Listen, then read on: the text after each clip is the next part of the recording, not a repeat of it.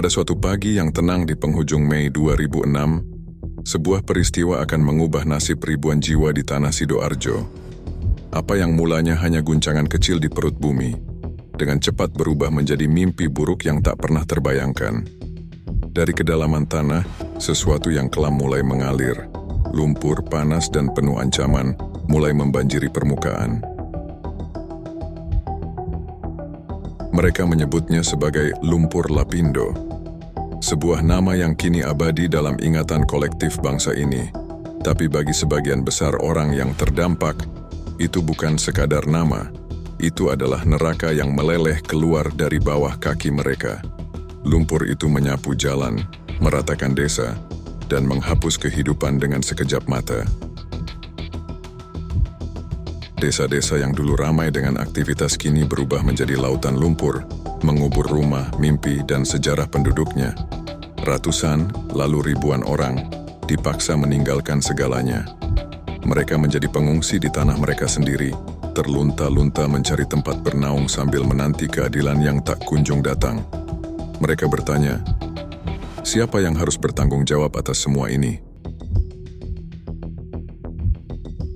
PT Lapindo Brantas, perusahaan yang mengebor di area tersebut, segera menampik segala tuduhan. Mereka berkata, ini bencana alam. Jari mereka menunjuk pada gempa bumi di Yogyakarta yang terjadi beberapa hari sebelumnya sebagai pemicu. Namun apakah benar demikian? Bukankah aktivitas pengeboran yang sembrono di bawah pengawasan yang minim menjadi penyebab utama? Banyak ahli menyatakan bahwa semburan lumpur ini adalah hasil dari kesalahan teknis dalam pengeboran. Tanah retak, gas panas melonjak dan akibatnya, semburan tak terkendali dari kedalaman bumi.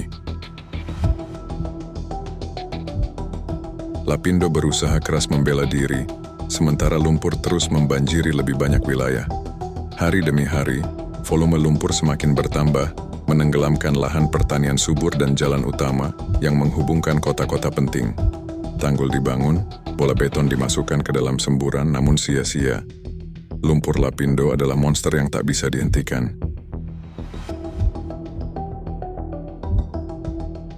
Di balik semua kehancuran ini, muncul pertanyaan yang lebih besar. Di mana negara? Di mana pemerintah saat ribuan rakyatnya kehilangan segalanya? Pemerintah membentuk badan khusus, Badan Penanggulangan Lumpur Sidoarjo, BPLS. Namun bagi para korban, itu hanya langkah formalitas yang tak kunjung memberikan solusi nyata. Dana kompensasi yang dijanjikan Lapindo keluar dengan lamban. Ada yang menunggu hingga bertahun-tahun untuk menerima ganti rugi. Namun banyak pula yang sampai hari ini tak mendapatkan apa-apa. Sementara itu, pemilik PT Lapindo Brantas, keluarga Bakri, salah satu dinasti bisnis paling berpengaruh di Indonesia, tetap tegak berdiri. Abu Rizal Bakri saat itu menjabat sebagai Menteri Koordinator Bidang Kesejahteraan Rakyat, dianggap punya pengaruh besar atas penanganan kasus ini. Bagi sebagian besar masyarakat, keterlibatannya membawa aroma kontroversi yang pekat. Ada yang bertanya-tanya, apakah kekuasaan dan koneksi politiknya menjadi tameng bagi perusahaan untuk menghindari pertanggungjawaban penuh? Tahun demi tahun berlalu, tapi semburan lumpur tak pernah benar-benar berhenti. Hari ini, sebagian besar desa yang dulu hidup, kini hanya dikenal sebagai danau lumpur yang luas. Air berlumpur itu, dingin dan sunyi, berdiri sebagai monumen bencana. Sebuah pengingat bahwa di bawah permukaan ada dosa besar yang tak pernah diakui sepenuhnya. Para korban, yang dulu berteriak mencari keadilan, kini banyak yang telah menyerah pada nasib. Rumah mereka lenyap, identitas mereka terkikis oleh lumpur. Mereka tak lagi punya tempat untuk kembali. Tak ada tanah yang bisa mereka sebut sebagai rumah. Kasus lumpur Lapindo bukan hanya soal semburan lumpur yang menenggelamkan wilayah, melainkan juga potret bagaimana kekuasaan politik dan kapitalisme bisa menyatu dalam menghadapi sebuah tragedi. Ada pertanyaan besar yang hingga hari ini tak pernah sepenuhnya dijawab. Apakah Lapindo benar-benar bertanggung jawab? Dan jika memang demikian, mengapa keadilan bagi para korban begitu sulit untuk dicapai? Lumpur itu, meski mungkin akan berhenti suatu hari, telah menenggelamkan lebih dari sekadar tanah dan rumah. Lumpur itu telah menenggelamkan kepercayaan rakyat kepada sistem, meredam suara-suara yang menuntut kebenaran, dan mengubur dalam-dalam harapan mereka akan keadilan. Dalam bayang-bayang kasus ini, Indonesia terus bergerak maju.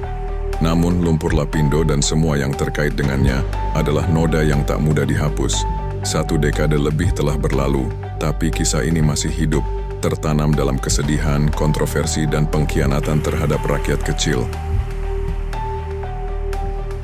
Lumpur Lapindo bukan hanya kisah bencana alam, tetapi juga kisah tentang korupsi, penindasan, dan kebungkaman. Ini adalah luka dalam di tubuh bangsa yang terus berdarah, meski banyak yang berpura-pura bahwa luka itu sudah sembuh. Tragedi yang terjadi di Sidoarjo adalah pengingat akan betapa mudahnya suara mereka yang lemah tenggelam ketika kekuatan besar memilih untuk berpaling.